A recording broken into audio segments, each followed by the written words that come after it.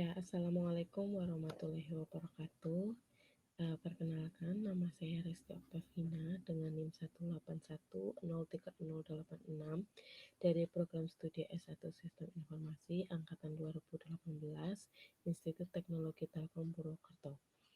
Ya, jadi di sini saya akan memberikan sedikit video tutorial tentang cara penggunaan Rapid Miner untuk mengatasi kasus tentang analisis legalitas tanah wakaf Muhammadiyah Jawa Tengah menggunakan algoritma Editree.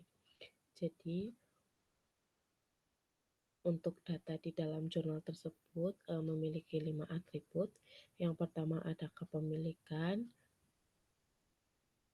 ada 2 status di kepemilikan, yaitu ada hak milik dan akta jual beli.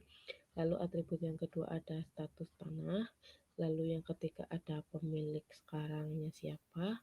Lalu yang keempat ada penggunaan. Dan yang kelima ada potensi masalah. Jadi sekarang kita langsung saja memulai bagaimana cara menggunakan Rapid Miner untuk analisis algoritma Editree. Ya, jadi yang pertama perlu kita lakukan adalah kalian pilih import data terlebih dahulu. Lalu kalian milih My Computer.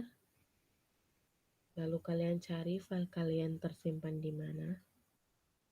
Ya, sebelumnya mohon maaf untuk kita menggunakan Rapid Miner, Excel-nya bisa ditutup terlebih dahulu.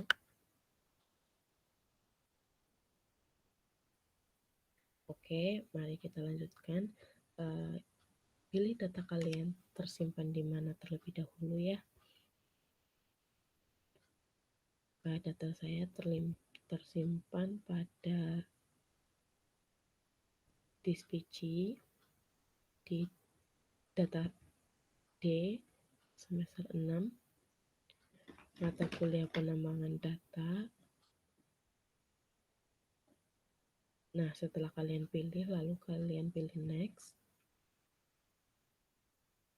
Nah, pastikan untuk data kalian itu sudah benar. Lalu pilih next lagi. Dan untuk data kalian pastikan memiliki atribut yang sama. Jadi di sini atribut polinomial, jadi semua data memiliki atribut yang sama. Lalu jika ada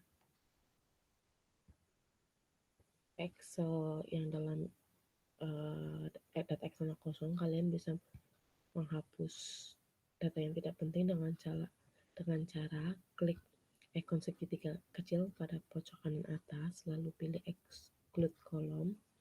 Lakukan semua pada kolom Excel yang tidak kalian butuhkan.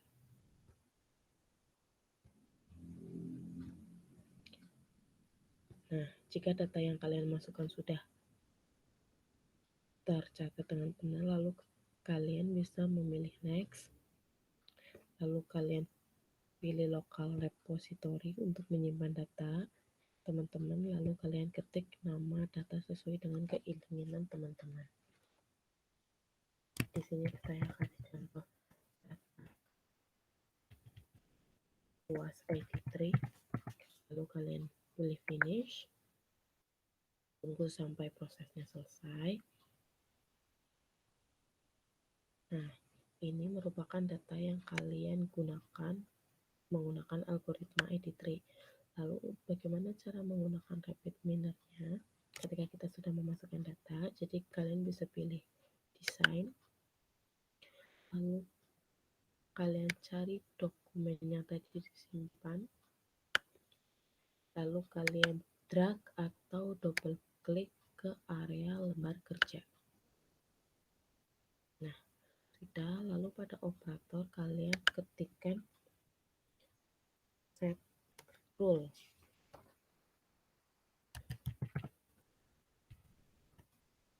Lalu kalian double klik atau drag saja ke area lembar kerja. Nah, jika sudah, kalian perlu menghubungkan antara inputan dan proses. Setelah itu, kalian klik pada set rule sehingga bagian set rule ini berwarna oranye atau merah ya. Lalu pada atribut, kalian pilih atribut yang akan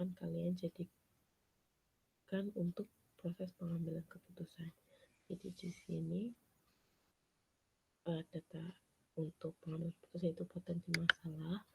Lalu untuk target rule kalian pilih label.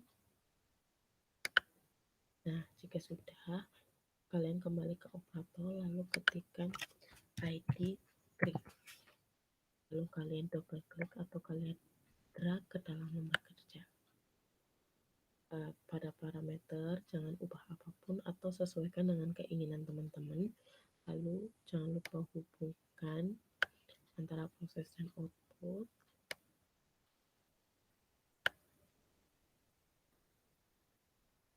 Nah, pastikan untuk data teman-teman itu sudah terisi, lalu kalian klik start atau ikon segitiga berwarna biru pada bagian atas untuk memulai jalannya algoritma ID3.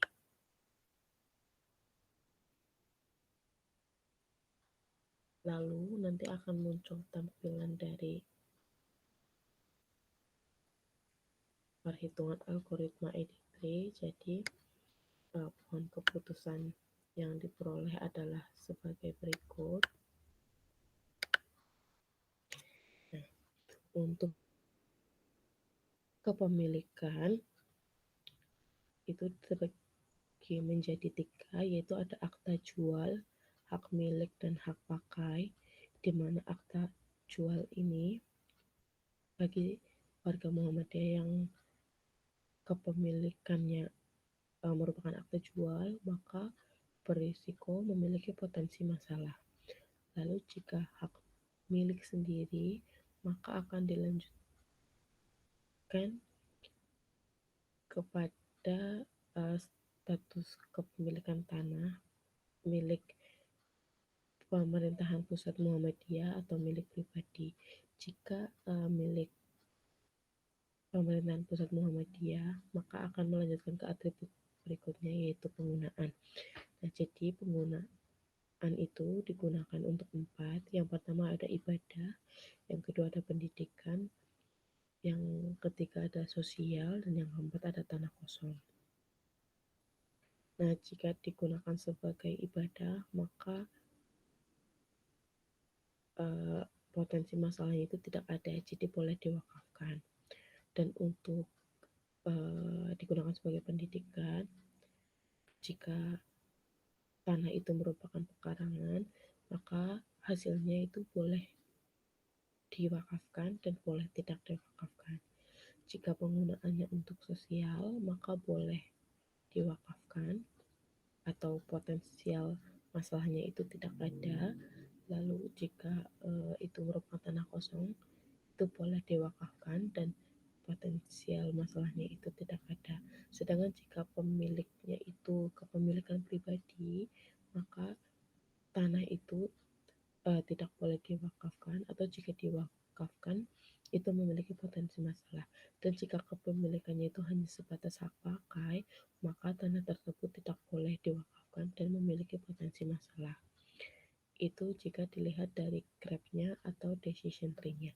Jika kita dilihat dari description, maka di sini dapat dijelaskan bahwa secara kepemilikan, jika itu merupakan akta jual beli, maka memiliki potensi masalah. Dan jika kepemilikannya itu merupakan hak milik dan pemiliknya itu di pemerintahan pusat Muhammadiyah dan penggunaannya itu untuk ibadah, maka itu bisa diwakafkan dengan potensial yang tidak ada. Jika digunakan untuk pendidikan dan merupakan sebuah pekarangan, maka potensi masalahnya itu tidak ada. Dan untuk jika digunakan sebagai sosial, maka potensi masalahnya itu tidak ada. Dan jika digunakan sebagai tanah kosong, maka potensi masalahnya pun tidak ada. Dan jika tanah itu merupakan milik pribadi, maka akan lebih baik tidak diwakafkan karena nanti akan menimbulkan potensi masalah. Dan jika kepemilikannya itu merupakan hak pakai, maka akan lebih baik tidak diwakafkan karena memiliki potensi masalah. Jadi dari hasil algoritma ID3 pada keputusan potensi masalah pada tanah wakaf, maka dapat disimpulkan bahwa jika penggunaannya untuk ibadah, untuk pendidikan, untuk sosial, dan untuk tanah kosong, maka tidak ada masalah jika harus diwakafkan dengan syarat jika kepemilikan itu milik pemerintahan pusat Muhammadiyah, tetapi jika untuk kepemilikannya itu milik pribadi, maka akan lebih baik tidak diwakafkan karena memiliki potensi masalah. Baik, mungkin itu yang dapat saya jelaskan untuk tutorial penggunaan rapid manner menggunakan algoritma editly. Apabila banyak salah kata dan penjelasan saya kurang mudah dipahami, sekali lagi kebenaran datangnya dari Allah dan kesalahan datangnya dari diri saya pribadi. Saya mohon maaf yang sebesar-besarnya. Wassalamualaikum warahmatullahi wabarakatuh.